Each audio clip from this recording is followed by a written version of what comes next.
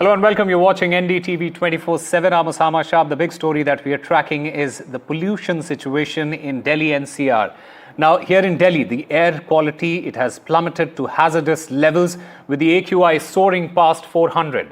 Schools were closed, outdoor activities, they have been cancelled, and residents, they have been advised to stay indoors. There is a dense blanket of smog which extends across large part of North India.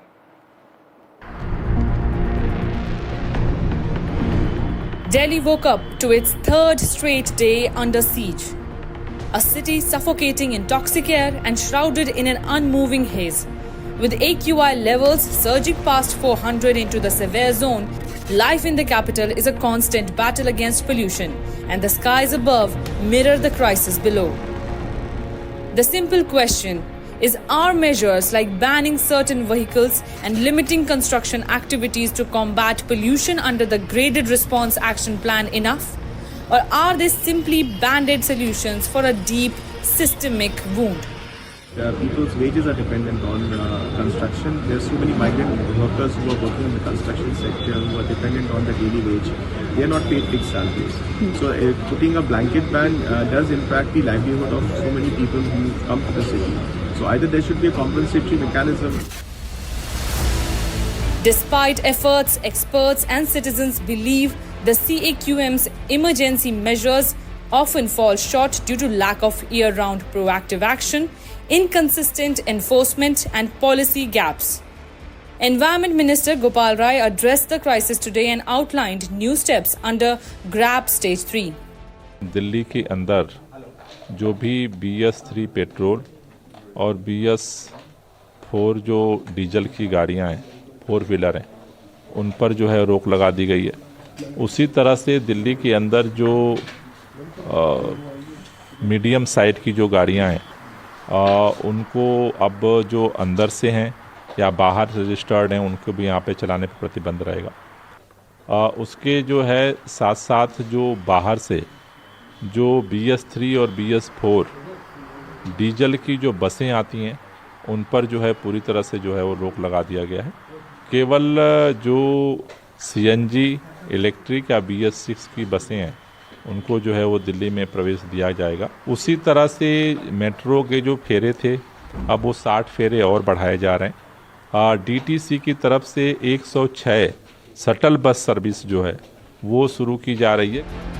The CAQM has also ordered a strict ban on construction activities and prohibited interstate buses except electric, CNG and BS6 diesel buses from entering Delhi. There is also a crackdown on outdated vehicles as they are big contributors to the poisonous PM 2.5 levels. However, enforcement remains a big challenge. Experts argue that a more robust policy enforcement and systemic changes are essential for a meaningful impact.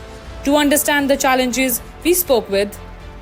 We need 60 buses per lakh population. This is not I'm saying. It's a benchmark set by the urban housing ministry. So right now we are just developing our city for the car users, right? You are building expressway, all this money are going on these big roads. There should be more incentive for people. For people, for public transport. So what we have been saying that we need to build our city for people and not for car. So that's the root cause problem of these. Enough motivation. Without ensuring first and last mile connectivity, without ensuring safety, without ensuring accessibility, how we can ask people to shift from their like private car to the public transport. So it should have an integrated approach. Yes, we need a better parking management system. We need to increase the congestion fees and all those things, but it should have other elements together. As winter intensifies, Delhi's air pollution crisis demands not just temporary fixes, but sustained and enforceable solutions. Will the renewed efforts under GRAP Stage 3 make a difference? Or will enforcement gaps leave citizens gasping for clean air once again?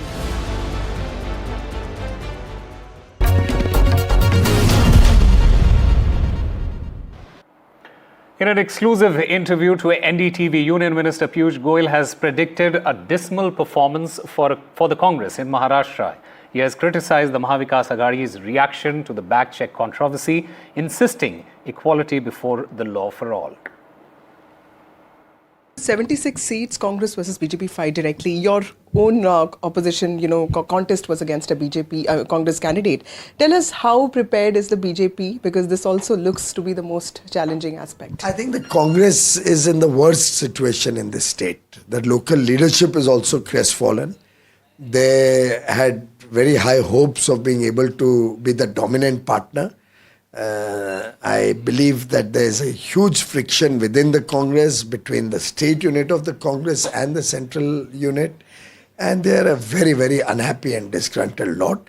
My own sense is amongst all the parties in this election, the worst performing will be the Congress. Okay, that's very interesting. So there's also this very interesting, bizarre controversy going on bag checks. You are a VIP yourself. Uddhav Thackeray keeps saying that it's only the opposition bags that get checked. Is this something that you have a view on? I think it very clearly shows that the Mahavinash Aghadi is on the way to losing an election. I've yet to come across an election of such significance in my life where such trivial issues, which we know are a natural part of elections, all of us at any point of time on a street can be checked. Our cars are checked with a torch by the police whenever we are also traveling. Our bags are checked in our helicopters or planes whenever we are going in for campaigning. It is amazing that the Mahavinash Aghadi, Mr. Uddhav Thackeray or the Congress or Mr. Sharad Pawar assume that we should have a separate privilege from the other campaigners. It's very much reminiscent, reminds me of Shri Pramod Tiwari's statement when Mr. Rahul Gandhi was sentenced for defamation. Mr. Pramod Tiwari, the deputy leader of the Congress in the Rajya Sabha, in an interview to a TV channel, has stated on record and then in a public meeting has reiterated it, that there should be a separate law for the Gandhi family in this country. Ostensibly because their great-grandmother or great-grandfather or great-great-great-grandfather had a role to play. Now, we very much respect the contribution of every leader of this country, past, present, but at the same time, the law of the land has to be the same for everybody. So, Mr. Uddhav Thackeray cannot look for any separate privileges. Such trivialization of issues only shows that they are on the way of losing massively. Meanwhile, speaking exclusively to NDTV, Aditya Thackeray, the young leader of Shiv Sena, Uddhav Balasaheb Thackeray, and the incumbent MLA for Worli, he has addressed accusations made by the Mahayuti leaders, including Chief Minister Eknath Shinde, who was once his party colleague. Listen in to that conversation.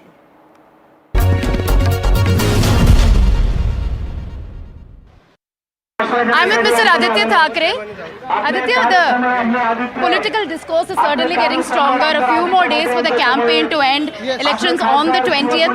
A lot of attacks and counter-attacks at this point. Now, Mahayuti stating that MD is only trying to stall development projects. That's what they did while they were in power. If you see every project Eknath Shinde has touched, Devendra Fadnavis has touched. The contractor has changed. Escalation has happened in terms of cost. Taxpayers' money is being looted, but no work happens. Let them come for an open debate with me. I have challenged Eknath Shinde multiple times for an open debate on the exodus of industries or how metro works or any other works have slowed down. All right. Another point that was made by Eknath Shinde in an interview to NDTV is that when Uddhav Thackeray was the chief minister, when MDA was in power, there was no access to common people to Varsha, and even MLAs didn't have access to Varsha. Eknath Shinde is an outright liar. He can come if he has the guts and say this in front of us, and we'll tell him when we have met everyone. And also he went on to say that Uddhav Thackeray compromised the ideology. That's what exactly. For a man who ran away to Gujarat because he was going to get arrested by ED, I think he's speaking a lot beyond his brief. Namaskar. Yeah, so that is and caste equation is at play. So Mahayuti also pointing at the fact, or rather Eknath Shinde in an interview said that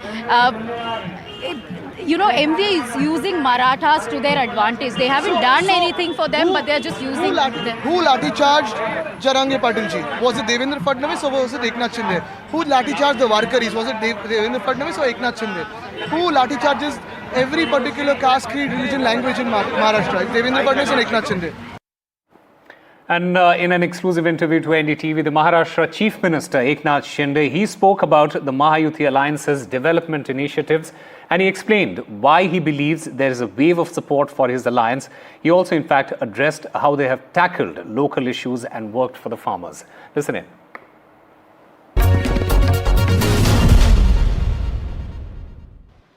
एक sense होगा आपको कि क्या हो रहा है महाराष्ट्र में, localised election है और कैसा चुनाव है। बिल्कुल ये स्थानिक मुद्दों पर चुनाव है, डेवलपमेंट के मुद्दों पर चुनाव है। हम ये चुनाव विकास के मुद्दे पर लड़ रहे हैं और लोगों में आज इतना भरोसा पैदा हुआ है कि लोग कहते हैं ये अपनी सरकार है, ये हमारा सीएम है, ये अपना सीएम है। इतना जो उनमें लगाव और वो पूरी तरह उन्होंने ठान लिए कि फिर से महायुति सरकार इस राज्य में लाना, क्योंकि पिछले 2.5 साल में महाविकास आघाड़ी की सरकार जो थी 2019 में, उन्होंने सब काम में रोक डाल दी, स्टे दे दिया, स्पीड ब्रेकर डाल दिया और सब काम बंद कर दिए। मैं अभी काम गिनाऊंगा नहीं। मुंबई में तो सब अटल सेतु से लेके, कोस्टल से लेके, मेट्रो से लेके, नागपुर मुंबई से लेके कई प्रोजेक्ट है महाराष्ट्र के, किसानों के प्रोजेक्ट, जलयुक्त शिवार, Marathwada water grid, river linking जो प्रोजेक्ट था वो, तो ये सब प्रोजेक्ट में उन्होंने रोड़े डाल दिए, स्पीड ब्रेकर डाल दिए। हमारी सरकार आने के बाद पहले उस स्पीड ब्रेकर को निकाल दिया, काम शुरू हो गए, सब जगह पर काम दिख रहे हैं, डेवलपमेंट हो रही है। मेट्रो का उद्घाटन हो गया, आदरणीय मोदी जी आए थे, अटल सेतु का हो गया, कोस्टल का हो गया, समृद्धि का हो गया। अगर हमारी सरकार नहीं आती तो ये सब बंद पड़ गए।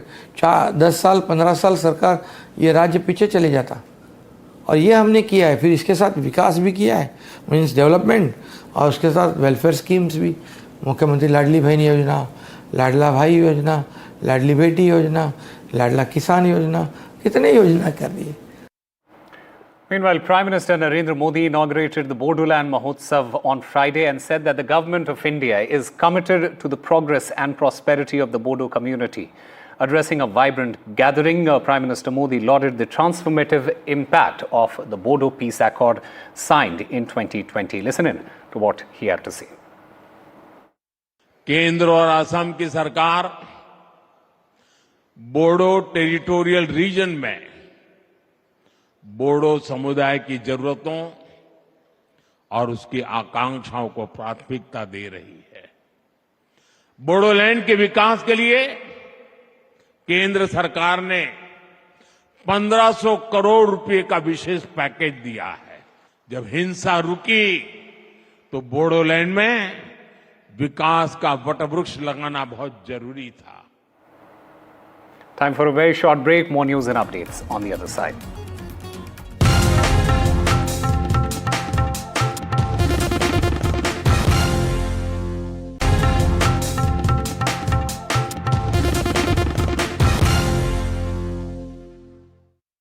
Welcome back on to some international news. It has been a big victory for Sri Lanka's President Dissanayake.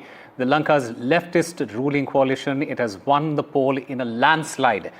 The NPP, it secured over 62.75% votes as the ruling coalition won 137 out of the 225 seats. Here's a report.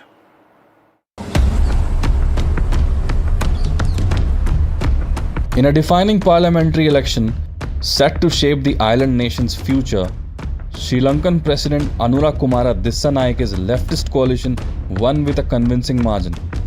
Voters opposed establishment parties, blaming them for triggering an economic crisis in the country over 2 years ago. Dissanayake has now gained the power he claims he needs to push through plans to fight poverty and corruption in a country recovering from financial meltdown. The ruling National People's Power Coalition has already secured at least 123 seats in the 225-member assembly. Dissanayake's decision to immediately call polls after becoming president paid off, as his coalition won a monumental 62% of the vote, while opposition leader Sajith Premadasa's party was well behind with only 18%. Taking to X, the Sri Lankan president thanked the people who voted for what he called a renaissance. Dissanayake's pledge to change the corrupt political culture of Sri Lanka has resonated with millions of voters struggling to make ends meet following tax hikes and other measures imposed to repair the nation's finances. Indian High Commissioner to Sri Lanka, Santosh Jha, was quick to congratulate Dissanayake, welcoming the people's mandate and reiterating New Delhi's commitment to maintain strong ties with Colombo. Winning the much-needed political strength in the parliament means the left-leaning Sri Lankan president and his coalition have their work cut out for them. From working on tweaking the terms of the IMF rescue program that bailed out the country in 2022 to abolishing the executive presidency, which he argues leads to abuse of power. However, one of his many priorities will be determining the policy direction of his government. All eyes will now be on Dissanayake to see how he steers Sri Lanka to a new future.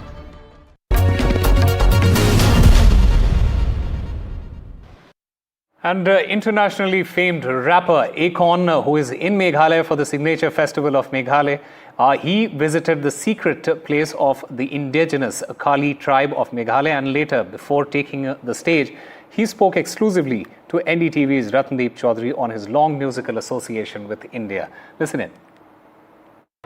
We are coming to you from the Cherry Blossoms Festival from the beautiful city of Shillong in Meghalaya. This is the signature festival of Meghalaya, and joining us live and exclusive on NDTV network is a global music sensation, Akon. Akon, you have performed in India before, you have worked with the Bollywood, but first time in this part of India, which is gifted with a lot of music potential. How do you see this visit of yours?